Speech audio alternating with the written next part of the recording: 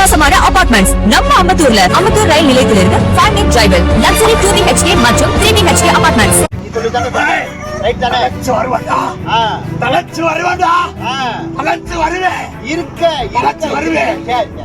மதுரை ராமேஸ்வரம் 4 வழிச்சாலையில் மானாமதுரை அருகே தல்லாகுளம் ஸ்ரீ தர்மமுனீஸ்வரர் ஆலயத்தில் 200 ஆண்டுகள் பழமையான ஆலமரம் சாய்ந்து விழுந்துள்ளது. கோவிலுக்கு சாமி கும்பிட வந்த பக்தர் ஒருவர் அருள் வந்து ஆடி ஆலமரமான நான் தழைத்து வருவேன் என்று ஆருடம் கூறினார்.